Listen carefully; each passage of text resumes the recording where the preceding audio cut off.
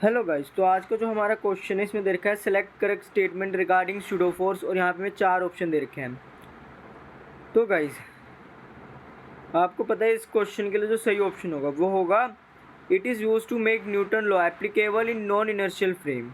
और गाइस मैंने यहाँ पे ना एक एग्जांपल ले रखा है कि ये हमारी एक ट्रॉली है, इसके अंदर एक पेंडुलम टंगा है और ये हमारा एक ऑब्जर्वर है। तो हमने पहले माना है कि जो ट्रॉली है वो मूव नहीं कर रही है, ठीक है। तो क्या होगा कि जो mg है यानी कि इसका जो वेट होगा mg, उसको कौन बैलेंस करेगा? टेंशन बैलेंस कर लेगी स्ट्रिंग की। तो इसलिए मैंने यहाँ लिख दिया है T equal to M G. लेकिन जब ट्रॉली मूव करने लगी और ये पेंडुलम पीछे आने लगा, तब ऑब्जर्वर ने सोचा कि इसका जो फ्री बॉडी डायग्राम है वो तो कुछ ऐसा है कि इसका जो वेट है वो टेंशन बैलेंस कर रही है, लेकिन ये ऐसी कौन सी फोर्स है जो इसको इस वाली डायरेक्शन में यानी कि नेगेटिव एक्स डायरेक्शन में एक एक्सीलरेशन प्रोवाइड कर रही है। तो ऑब्जर्वर सोचता है कि यहाँ पे क्या न्यूटन का फर्स्ट लॉ फेल हो रहा है, लेकिन हमें पता है कि अब हम यहाँ पे एक सूडो फोर्स अप्लाई करेंगे ताकि न्यूटन का फर्स्ट लॉ फेल ना हो। तो उसके लिए हम क्या करेंगे कि जो ऑब्जर्वर है यानी कि ऑब्जर्वर ट्रॉली में है, तो जो ट्रॉली का एक्सीलरेशन होगा वही ऑब्जर्वर का होगा। तो जब ऑब्जर्वर का एक्सीलरेशन जिस डायरेक्शन में होगा, हम क्या करेंगे उतना ही एक्सीलरेशन उल्टा करके इस पेंडुलम को दे देंगे, ठीक है, इस वाली डायरेक्शन में यानी कि ये। और जब मैं इसको m से मल्टीप्लाई कर दूंगा यानी कि इसी पेंडुलम से मास से मल्टीप्लाई कर दूंगा, तो मेरा इस डायरेक्शन में फोर्स आ जाएगी जो कि आ रही है m में। यानी कि अब एक फोर्स आ गई है जो कि इस पेंडुलम को नेगेटिव एक्स डायरेक्शन में एक्सीलरेशन प्रोवाइड कर रही है। और इस वजह से जो हमारा न्यूटन का फर्स्ट लॉ है वो वैलिड हो रहा है, क्योंकि हम जानते हैं कि न्यूटन के फर्स्ट लॉ के अकॉर्डिंग कि अगर कोई ऑब्जेक्ट है वो अपनी स्टेट जब तक नहीं चेंज कर सकता जब तक उस पर कोई फोर्स ना लगे। यानी कि अगर वो स्टेट ऑफ मोशन में है तो मोशन में ही रहेगा जब तक कोई फोर्स ना लगे उसको रोकने के लिए, रेस्ट पे लाने के लिए। और अगर वो रेस्ट पे है तो वो रेस्ट पे ही रहेगा जब तक उस पर कोई फोर्स नहीं लगती ताकि वो मोशन में आ जाए। और अगर वो किसी एक डायरेक्शन में मूव कर रहा है तो वो एक ही डायरेक्शन में मूव करेगा जब तक उस पर कोई दूसरी फोर्स नहीं लगती जो कि उसकी डायरेक्शन चेंज कर दे। तो आप देख सकते हैं कि यहाँ पे सूडो फोर्स लगाने से हमारा जो न्यूटन लॉ है, न्यूटन का फर्स्ट लॉ है, नॉन इनर्शियल फ्रेम में वैलिड हो रहा है, ठीक है। अब गाइस कुछ समय के बाद क्या होगा कि जो हमारा पेंडुलम है वो एक इक्विलिब्रियम स्टेट पे पहुंच जाएगा।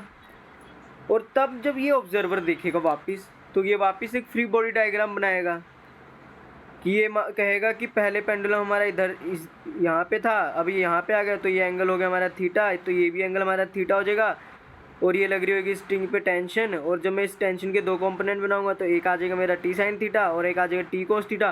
तो वो कहेगा कि जो इस बॉब का और पेंडुलम का जो मास है उसको तो टी कोस थीटा बैलेंस कर लेगा, लेकिन एक टी साइन थीटा भी लग रहा है, लेकिन ये इस बॉब को एक्सेलरेशन नहीं प्रोवाइड कर रहा। यानी कि न्यूटन का फर्स्ट लॉ अब यहाँ पे भी नहीं वैलिड हो रहा। ऑब्जर्वर तो यही सोचेगा।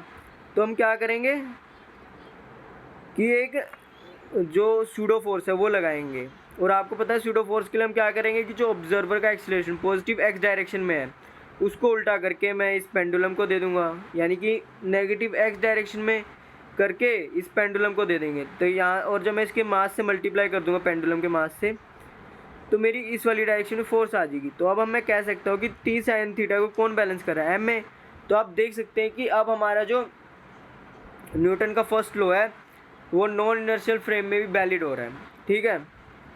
अब गाइस यहाँ पे ना मैंने एक दूसरा एग्जांपल भी लिया है कि वेज पे ये 2 kg का ब्लॉक है और ये मूव कर रहा है इस वाली डायरेक्शन में कितने एक्सीलरेशन से? असलियत में 2.45 मीटर पर सेकेंड स्क्वायर के एक्सीलरेशन से। और जो ये मेरा पूरा सिस्टम है ना ये मूव कर रहा है पॉजिटिव एक्स डायरेक्शन में 3 मीटर पर सेकेंड के स्क्वायर से, ठीक है। और जो ये एंगल है हमारा ये है 30 डिग्री, और जो हमारा ऑब्जर्वर है वो वेज के अंदर है, ठीक है। और तब वो 2 kg वाले ब्लॉक को देख रहा है और उसने इसका फ्री बॉडी डायग्राम बनाया, ठीक है। ये देख सकते हैं मैंने यहाँ पे फ्री बॉडी डायग्राम बना दिया है। लेकिन गाइज अभी आपने ना ये नहीं लेनी, कंसिडर नहीं करनी है सूडो फोर्स, ठीक है।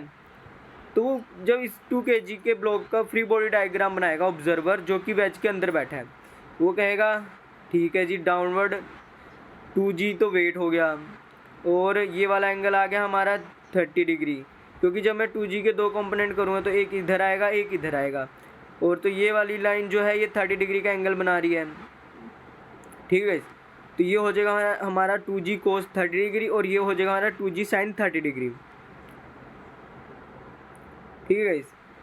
तो गाइस अब ऑब्जर्वर सोचेगा कि जो ये नॉर्मल है इसको तो बैलेंस कर रही है 2g cos 30 डिग्री, लेकिन 2g sin 30 डिग्री को कौन बैलेंस कर रहा है, यानी कि हमारा न्यूटन का सेकेंड लॉ यहाँ पे फेल होगा। क्योंकि गाइस जब वो कैलकुलेशन करेगा और जब वो देखेगा कि 2 kg का ब्लॉक अब इसकी कैलकुलेशन से कितनी एक्सीलरेशन से नीचे आ रहा है, तो वो जो ये कैलकुलेशन करेगा वो लिख देगा 2 into sine 30 degree, sorry guys 2g into sine 30 degree लिखेगा वो, और इसको इक्वेट कर देगा, यानी कि किसके इक्वल कर देगा 2 इंटू A1। यानी कि गाइस ये ऑब्जर्वर जो है ना ये अपनी कैलकुलेशन कर रहा है कि ये एक्सीलरेशन कितना होएगा, कि इतने एक्सीलरेशन से ये जो हमारा ब्लॉक है 2 kg का वो नीचे आना चाहिए। तो आप देख सकते हैं यहाँ से जो हमारा A1 आएगा वो आएगा 5 मीटर पर सेकेंड स्क्वायर, क्योंकि 2 से 2 डिवाइड हो जाएगा और ये 10 है हमारे, इस वाले 2 से डिवाइड होगा तो 5 आ जाएगा। तो यहाँ से जो हमारा एक्सीलरेशन आएगा, यानी कि जो ऑब्जर्वर का जो कैलकुलेटेड एक्सीलरेशन आएगा वो आएगा 5 मीटर पर सेकेंड स्क्वायर। लेकिन गाइस हमें तो पता है कि जो ये ब्लॉक है ये नीचे किस एक्सीलरेशन से जा रहा है, 2.45 मीटर पर सेकेंड स्क्वायर, ठीक है गाइस। यहाँ पे गाइस 2.45 मीटर पर सेकेंड स्क्वायर होगा, ठीक है। तो गाइस अब ऑब्जर्वर सोचेगा कि यहाँ पे तो यार न्यूटन का सेकेंड लॉ वैलिड नहीं हो रहा, तो हम क्या करेंगे, यहाँ पे हम एक सूडो फोर्स लगाएंगे। क्योंकि हमें पता है कि जो हमारा पूरा सिस्टम था वो पॉजिटिव एक्स डायरेक्शन में किस एक्सीलरेशन से जा रहा था, 3 मीटर पर सेकेंड स्क्वायर के एक्सीलरेशन से। तो हम क्या करेंगे कि जो ऑब्जर्वर होगा वो भी इसी एक्सीलरेशन से पॉजिटिव एक्स डायरेक्शन में जा रहा होगा, तो उसके एक्सीलरेशन को उल्टा करके यानी कि इस डायरेक्शन में नेगेटिव एक्स में दे दूंगा। तो गाइस अब आपको पता है कि ये वाला एंगल हो जाएगा मेरा 30 डिग्री, ठीक है। ये वाला एंगल हो जाएगा मेरा 30 डिग्री। तो जब मैं इस वाले एक्सीलरेशन के ए नोड के 2 कंपोनेंट करूँगा, तो एक मेरा आएगा इस वाली डायरेक्शन में और एक आएगा मेरा इस वाली डायरेक्शन में, ठीक है गाइस। तो जब मैं उसको मास से मल्टीप्लाई कर दूंगा तो मेरा फोर्स आ जाएगा। तो इस वाली डायरेक्शन में जो मेरा एक्सीलरेशन आ रहा है वो आ रहा है ए नोट कोस 30 डिग्री, और उसको जब मैंने मास से मल्टीप्लाई कर दिया तो मेरी फोर्स आ गई।